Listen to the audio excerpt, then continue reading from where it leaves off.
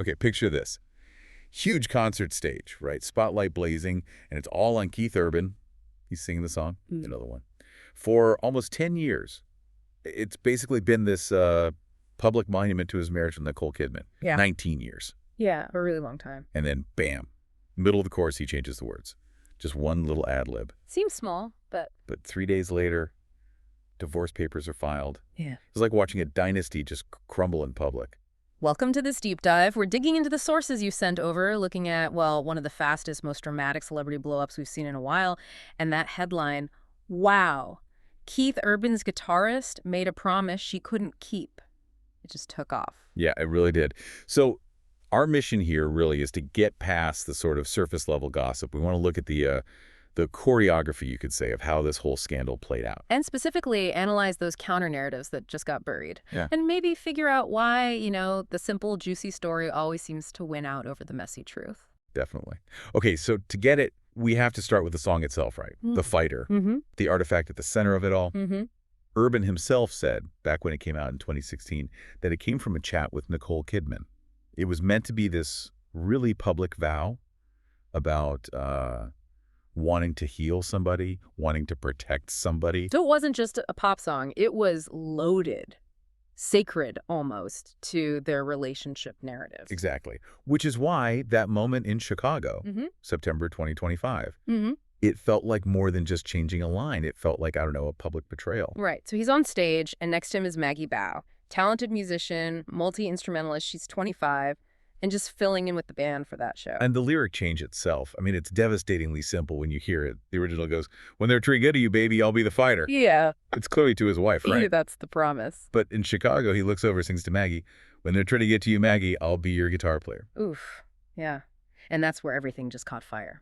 And, what made it spread so fast, what gave it legs, was that Maggie Baugh herself didn't just let it happen on stage. No, she grabbed it. She filmed it, right? Or someone did. Someone filmed it, and she posted it September 27th, 2025, put the clip on her own Instagram, and the caption. Oh, yeah, caption was everything. Did he just say that? Oh, like pure fuel on the fire. Totally. She wasn't just caught in the middle.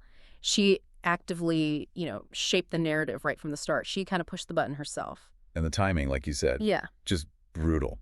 So the public sees that post blow up around the 27th. They see the lyric change. And then just 3 days pass. September 30th, Nicole Kidman officially files for divorce, cites, the standard irreconcilable differences. But in the court of public opinion, that sequence, the video, then the filing, that was Exhibit A, case closed, right? The bare narrative was basically set in stone. Instantly cemented, yeah.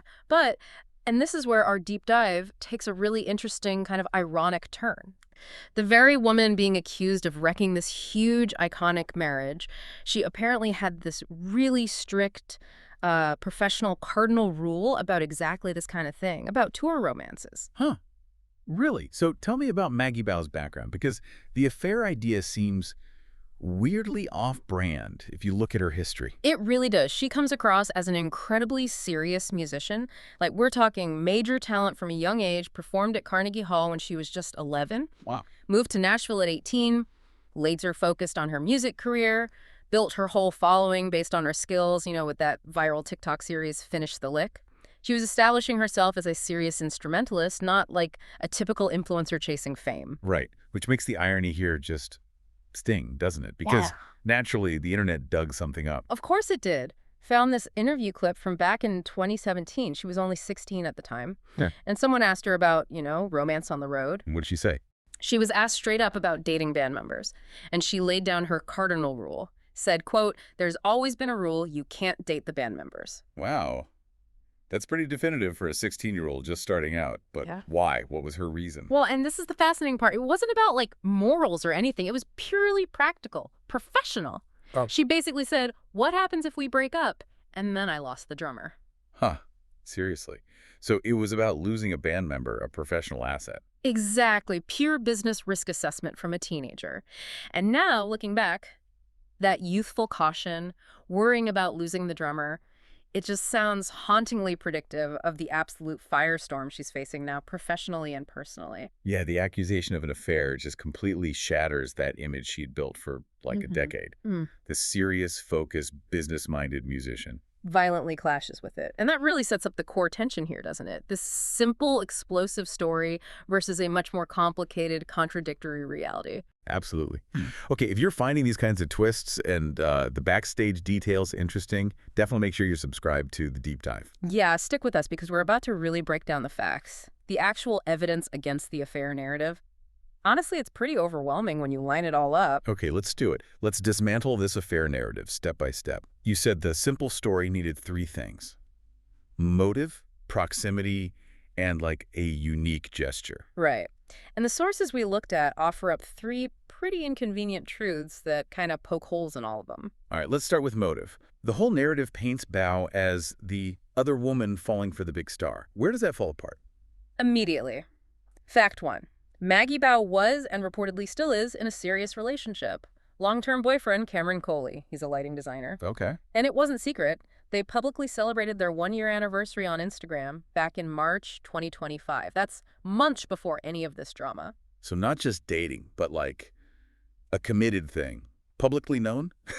Exactly. So for the affair story to hold up, you have to believe she's risking this stable, public relationship for a fling with a superstar she barely knows.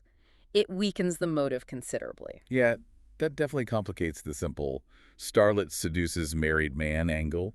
But that detail seemed totally buried, right? Yeah. Why didn't that fact get more traction? Well, because it messes up the better story, doesn't it? The public kind of prefers that narrative, which leads right into the next point. Proximity. Ah, right. The affair story needs them to be together a lot. Constant contact on tour. But fact two completely contradicts that.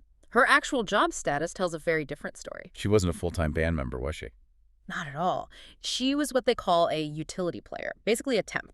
A fill-in musician hired specifically for that Chicago show because the regular guy wasn't available. So, like you said, a substitute teacher for the band. Pretty much. And this explains something the media really latched onto, why she wasn't at the next show in Hershey, Pennsylvania. Everyone assumed she got fired immediately because of the scandal. Right. But the reality was much more boring. The regular band member just came back. Her short-term gig was simply over. So no sustained proximity. No long-term chance for a tour romance to blossom. Exactly. It just wasn't the situation the narrative needed it to be. Okay, so we've chipped away at motive and proximity. What about the main event? The emotional trigger, that lyric change itself. People saw it as this unique, massive confession.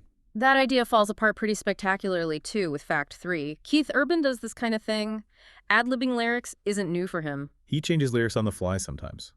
Specifically that line in The Fighter. He's used it before as just, showmanship, adapting it to whoever he's interacting with on stage at that moment. And there's a huge precedent, isn't there? The Carrie Underwood example? The clearest one, yeah. The sources point out he famously sang Carrie Underwood's name instead of Baby when they performed the song together way back in 2017. Okay, that's crucial. So if he sang Carrie's name and nobody assumed they were having an affair that broke up his marriage, then why does singing Maggie Baugh's name suddenly become this earth-shattering declaration of love leading to divorce?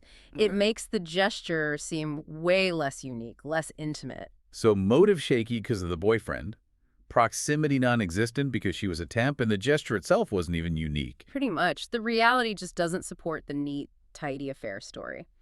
But it persisted anyway. Which is fascinating. And maybe that's because, as the sources suggest, the public was kind of primed for something. The Urban Kidman marriage was already showing cracks. Yeah, it wasn't portrayed as this sudden explosion, more of a gradual drift is how some described it. Reports suggested Urban had actually moved out of their home months before, like over the summer. So insiders were already whispering that things weren't great, that maybe Urban had moved on even before Maggie Baugh's name ever came up. Exactly. The public narrative was already leaning toward the split. They were just sort of waiting for a face to attach to the Y. And Maggie Baugh walked right into that spotlight at the worst possible moment. She became the perfect lightning rod, as some put it. Took all the focus for a storm that was already brewing. Young, attractive woman in the music industry. Plus, she provided that viral video clip that lined up perfectly with the divorce news. It was just a perfect storm of bad timing and public expectation. And that lightning rod effect, it really highlighted a huge double standard in the reaction, didn't it? Oh, massively. The condemnation was incredibly asymmetric.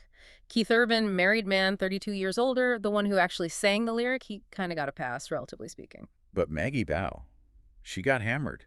Labeled the homewrecker, the other woman, Oh. took the brunt of the public anger. Totally. And a lot of that, it seems, was fueled by this deep parasocial affection people have for Nicole Kidman. She's a global icon, right? Beloved. So attacking Baugh became a weird way of defending Kidman. It felt like that, yeah. Defending her honor by proxy.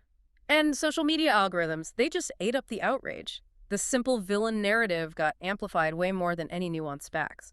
So after all that, just getting relentlessly attacked, she went quiet for a bit. Radio silent. Understandably. But then, around October 6th, 2025, she made a move. A very strategic one, it looks like. What did she do? She needed to pivot, right? Take back control of the narrative, or at least try to. The public was obsessed with the divorce, which she couldn't really influence, so she posted something really simple on Instagram. Yeah. Just a plain black screen. And the caption was 3 words. Announcement coming soon. Ah, the classic PR pivot. Shift the spotlight. Even the negative attention, channel it away from the scandal and towards her career. Exactly. It's an attempt to turn all this unprecedented notoriety into actual professional momentum. The betting is the announcement will be about her music, maybe that second album she'd planned, Entertainer's Heart. Oh, that new single, The Devil Win, right? Yeah. Which, talk about a relevant title. Seriously, resisting temptation, negativity, it definitely fits the moment. The goal is clear. Yeah. Use the curiosity, however negative, to get people listening to her music. It's quite a gamble. Okay, so when you look at all the sources, the story of Urban, Kidman, and Baugh is way more complicated than the headline screamed. It pretty much contradicts the affair narrative at every turn. Points to a marriage already ending. Yeah, the facts just don't line up with the simple story. But it makes you ask, doesn't it? In this digital age, does the public actually prefer the simple, sensational story, even if it tramples over the inconvenient, messy truth? It seems like it sometimes. And for Maggie Baugh, well, she got famous overnight in a way she probably never imagined. The huge question for her career now is that fame permanently toxic? Is she forever the homewrecker? Or can her actual musical talent, her ambition, overcome that label? Will people get curious enough to actually check out her work, or is that stigma just too powerful? That's the next chapter, isn't it? Watching to see if this gamble pays off or if the scandal defines her from here on out. You've been listening to The Deep Dive, where we uncover the stories shaping Hollywood, music, and pop culture. Thanks for tuning in. And don't forget to subscribe for more stories that keep the stars shining.